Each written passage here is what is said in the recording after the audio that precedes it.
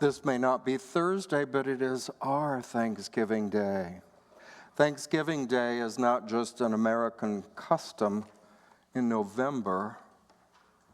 It's a practice, the practice of being thankful and grateful, even for the smallest details, and in my lesson today, even for the most challenging circumstances. And for some of us, that can be at family reunions on Thanksgiving Day, being challenged by friends or family members that see things a little differently than we do. So this week, as we celebrate Thanksgiving in a way that is just right for each one of us, it's good to practice thankfulness for the good things that come our way. It builds up the power of appreciation. Did you ever notice how that word appreciation and depreciation go together? How they're opposite.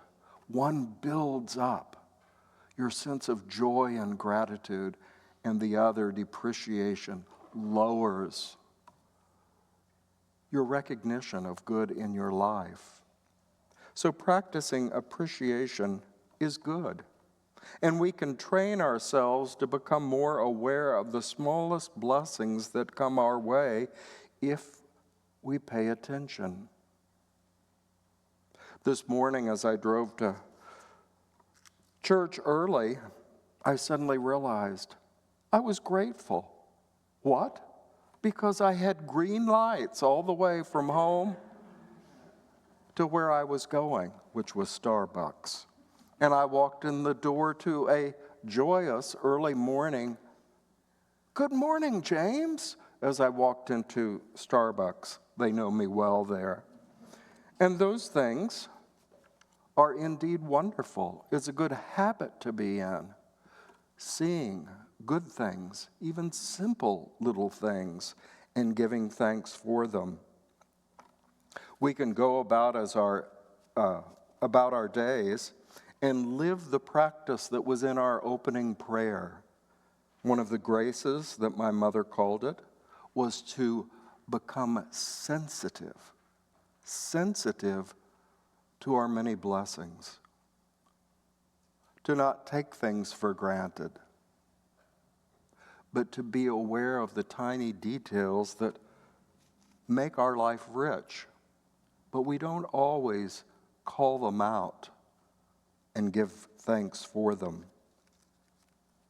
I know from personal experience how pleasant my day is when I remember to be thankful rather than cultivating a complaining attitude. Then everything seems to go wrong. In today's lesson, I would like to go a little deeper in this practice of gratitude, though, and again, from our opening prayer, to maintain thankful and uncomplaining hearts. There are lots of things we can find to complain about if that's where we put our focus. But to have an uncomplaining heart, one that's always looking for the good, which in Old Unity we said that is the same as looking for God. That we had a dear friend here, you all remember Cindy Kaler, and I always remembered that she would say to me, "I don't look for God in a religious sense. I look for good. I look for good." So rather than just being hopeful and hoping that good things will come our way throughout this week, it's a very different practice to actively strive, to consciously look, to make a decision. I'm going to find the good in this situation, celebrate it, appreciate it, magnify it. Again, an old Unity principle or affirmation declares or advises us to seek God where God can be found, which is in all and through all.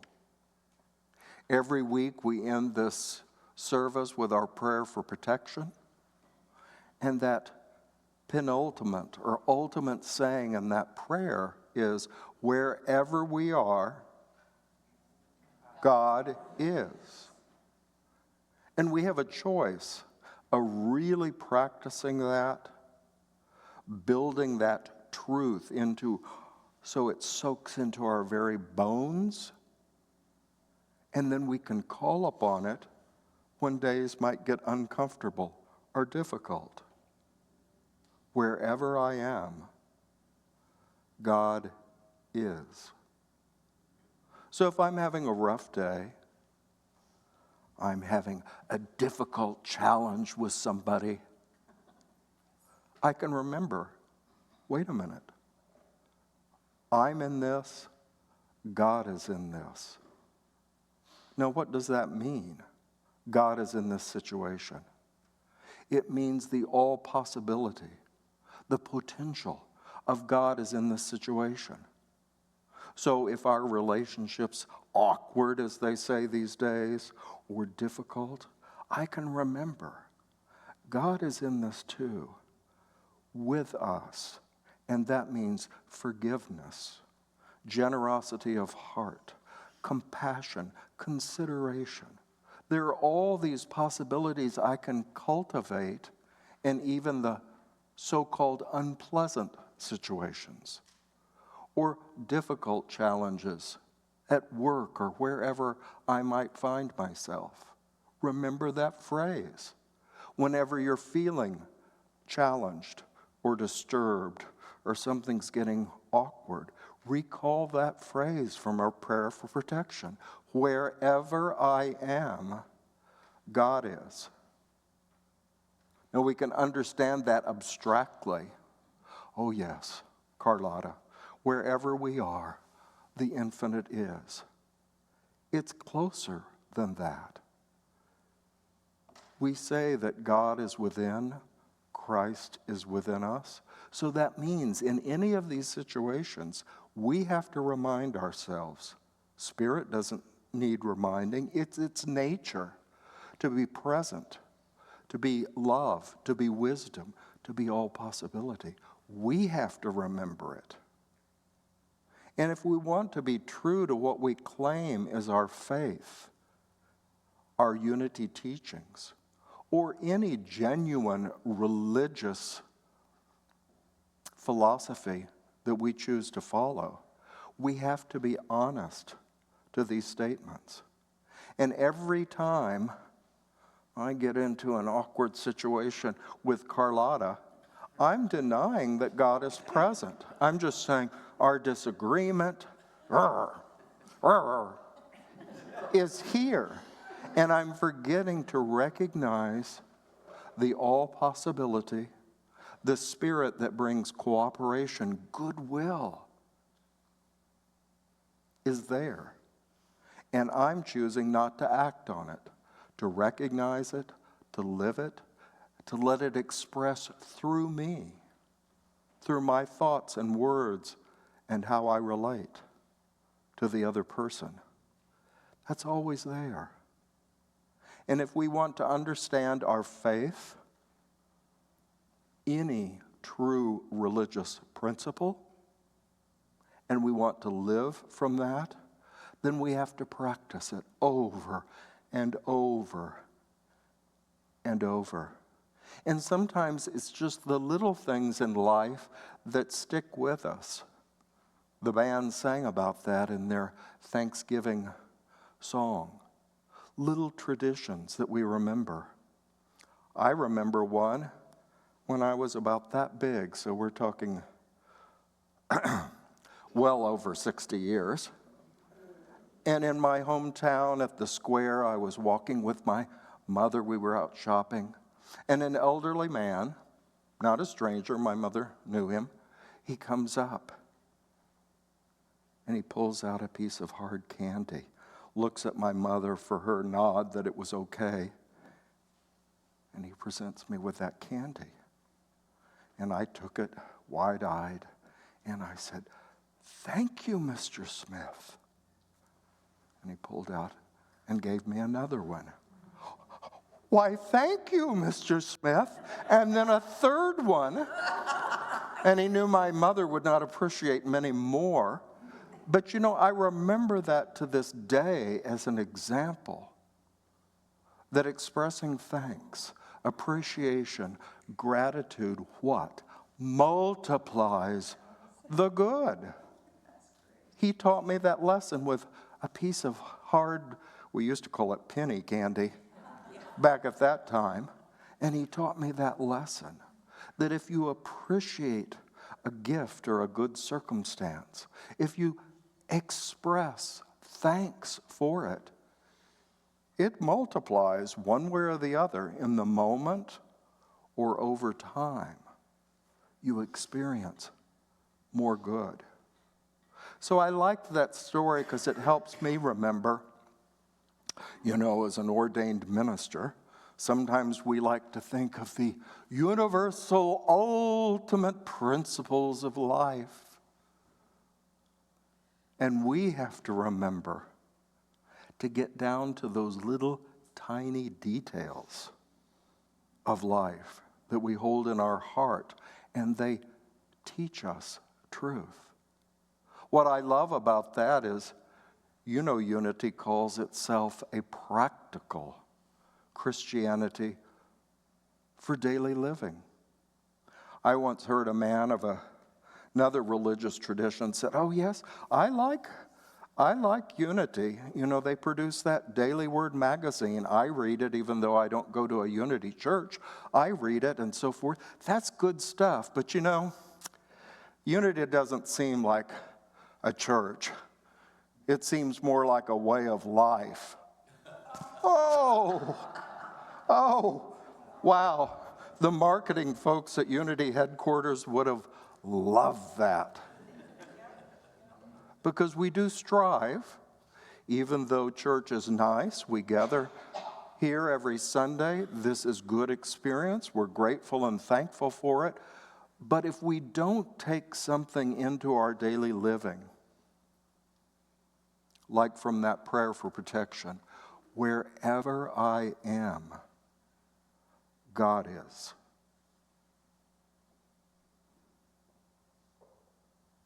If I don't really anchor that in how I live, I've really missed the point of these stained glass windows, of this beautiful home we call Unity South, of our teachings in unity that go back 130 years. I've really missed it. If it isn't there for me each day in any times of challenge or awkwardness or certainly suffering. We've taught here before the Prosperity Program, The Keys to the Kingdom. Many of you have taken it with me. Its author and creator, David Owen Ritz, states the following: "Perhaps until now, you may have lived life," try that all over again. "Perhaps until now, you have lived as if life simply happened to you. Now, on a spiritual path, you're coming to realize that life actually happens through you. This is a remarkable shift in awareness. It marks the beginning of a spiritual coming of age that will ultimately transform your whole life. That life doesn't just happen to you. It happens through you by the choices you make. God gives us free will. We can choose how we're going to look at even this very day. Are we going to celebrate it and give thanks for it, or are we going to find fault with it? Now, this kind of waking up to the fact that you are a co-creator with God, you let the Spirit work through you.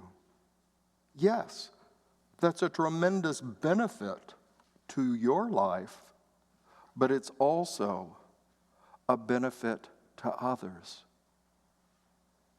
Because people watch you, whether you realize it or not. People look to you to see how you're living. And you know those people around your life, maybe close, maybe kind of on the edges. And wow, you can always depend on them. They always see the good. They always put a hand. How can I help? People watch that. Dear Fred Rogers, in his program, Mr. Rogers' Neighborhood, he used to tell children, look for the helpers. Look for the helpers. Look for the people in the world that are always ready to help. He told the children, go to them. Look to them. Learn to do as they do. Ritz goes on to encourage us to become conscious co-creators in the kingdom of God, which really means the field of infinite possibilities. We all live in it, but we have to consciously choose to work with it. To work with it. Like that unity affirmation I mentioned earlier. Go to where God can be found. And that's in kindness, helpfulness. That's in forgiveness. That's in the willingness, as Jesus described it, to turn the other cheek. Not because you want the person to strike you again, but because you are not going to engage in a fight in that situation. You know how to spiritually, what's the word I want? De-escalate any situation of unease, challenge, harm. Jesus said, turn the other cheek. Nowadays, we say, learn to de-escalate a harmful situation. Don't add energy to the fight. Be ready. Be willing to add something of resolution, of possibility.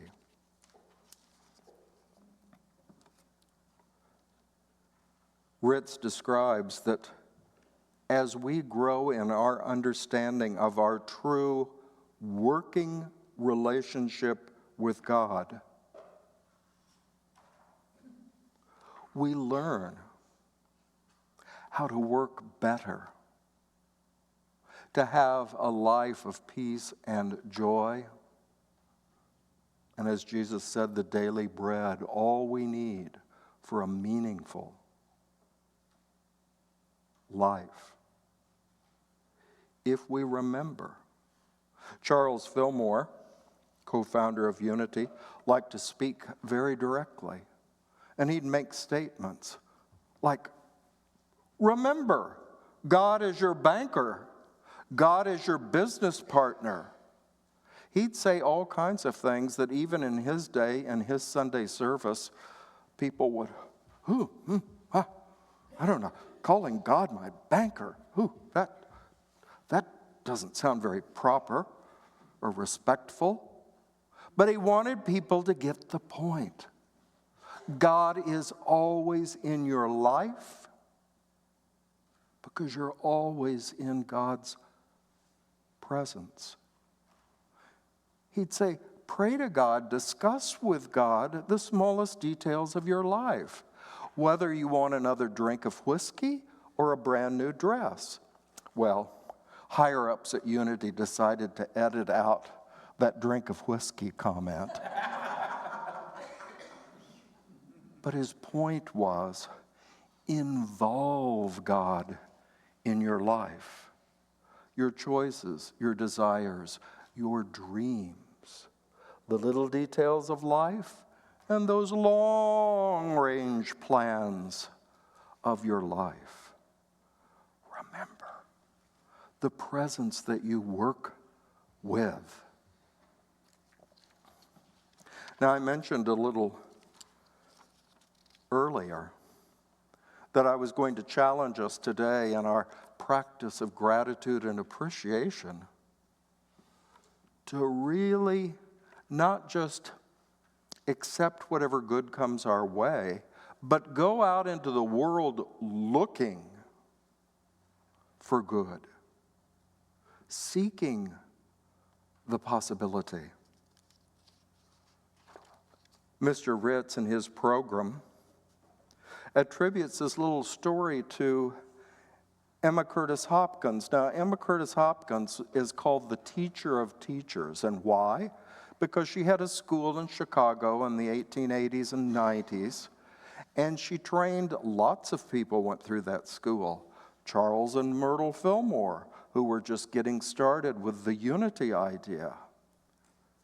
A few years later, because he was younger, Ernest Holmes had private lessons from Mrs. Hopkins. And of course, he found what we call religious science. She also trained the founders of the divine science movement.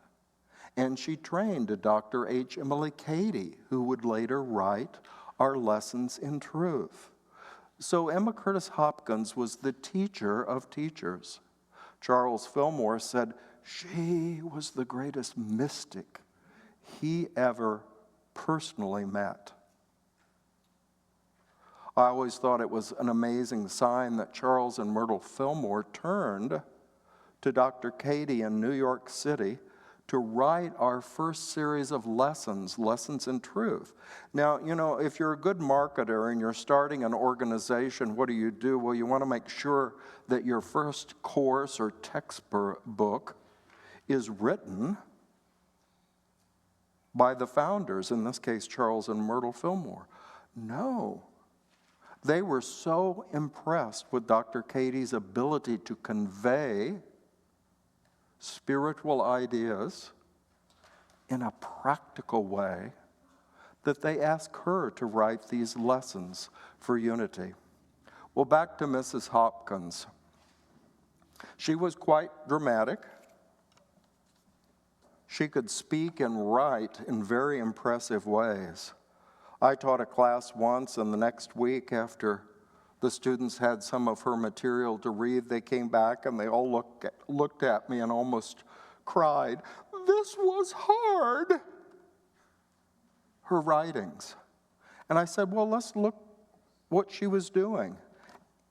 And in a paragraph that was one perfectly punctuated sentence, I said, look at what she's done. She started with, as Claire reminded us, that we're created in the divine image of God, and she took us in one sentence all the way to the book of Revelations and the ultimate experience. So she spanned in one sentence from the creation story through Hebrew wisdom to Christian gospel to finally the book of Revelations, the ultimate. That's how talented she was. Well, here's something entirely different that she wrote. She said, when you're facing a challenge, something a little difficult, unpleasant, downright bad in your opinion, she said, Speak this to yourself. This too is good. This too is God. This too is for me, and I demand of myself to see the blessing in it. Did you hear it? This situation, this challenging coworker. This too is good. This too is God, because God is always and everywhere present. This too is for me. This is about my life. And I demand of myself to see the blessing in it, to look for God in it. So this Thanksgiving, there are going to be lots of good things to be grateful for, thankful for, to say thank you, like I did to the man with candy. To be grateful for stuffing and for a fine turkey and pumpkin pie. After service, we're going to be grateful for deliciousness downstairs. That's all wonderful. That builds your power of appreciation. But I'm asking you to go a little bit further with your Thanksgiving experience. To go to those circumstances in your life, whatever they are, I don't know, that you find uncomfortable, awkward, just plain unpleasant. And make a commitment. I'm going to find the blessing in this.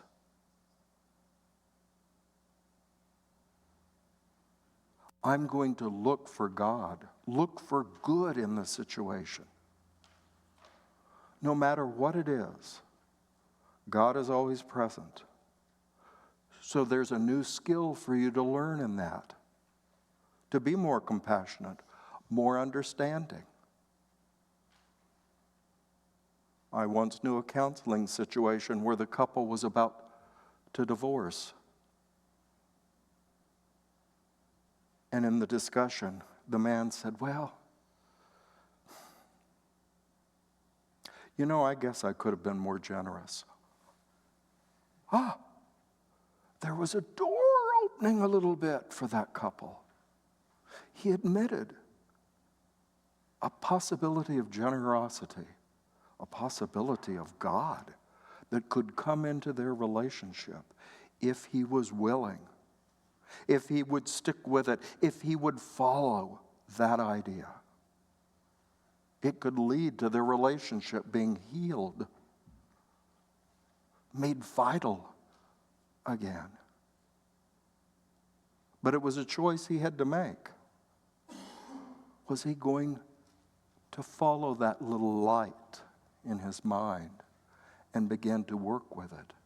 Was he going to find that blessing in his life? This is all possible. Why?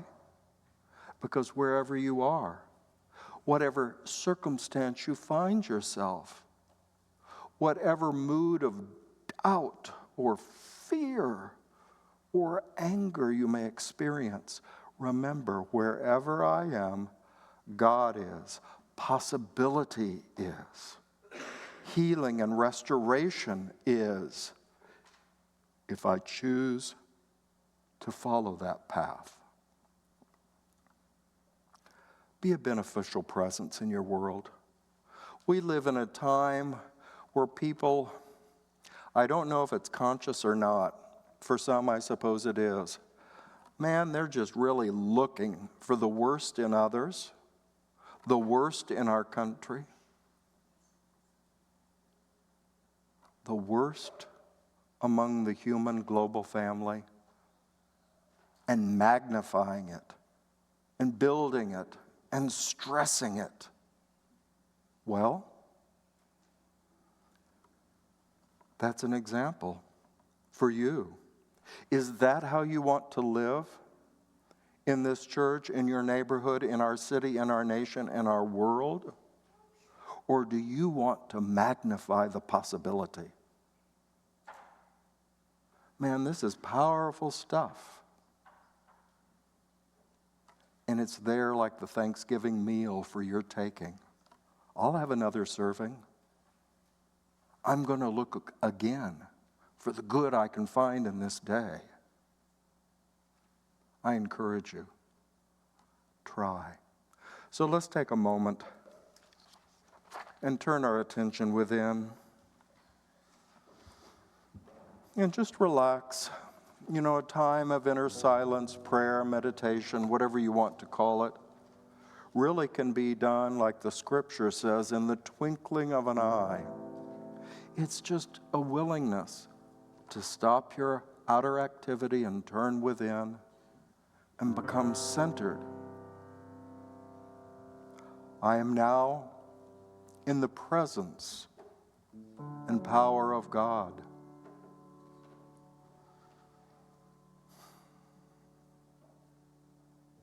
I ask you, God, as my business partner, my co-worker of life, I have a situation I don't know how to handle. I don't know what to do to make it better. Send your Holy Spirit upon me to guide me, to help me find that door slightly open, that tiny glimmer of light that I can follow in this situation.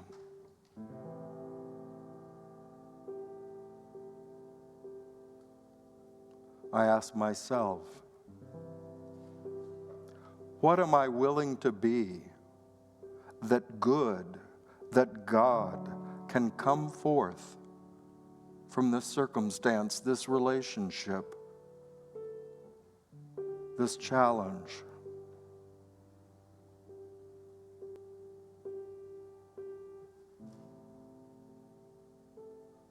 And as I begin to see it, to see the possibility, I make the commitment to follow the possibility until it fruits into success, healing, prosperity, goodwill. Ever-present Spirit, I am grateful that you make me your creative partner. You empower me to create good in this world and in my life, and I am grateful. And I invite you to gradually open your eyes as you're ready, to be grateful that you sit in this beautiful sanctuary among friends who have faith in you, who see good for you.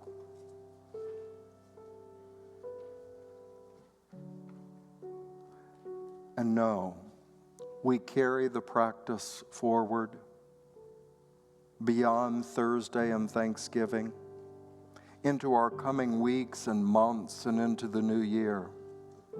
We have the choice to follow the thread of good in our life or choose to cut it. God has given you the choice. Thanks be to God that it is so. And as our musicians come forward for the offering, I invite you to take your gift in your hand, or if you give on a monthly basis, to hold your gift in your mind and realize whatever you choose to give to support this good work in the world that we call Unity South,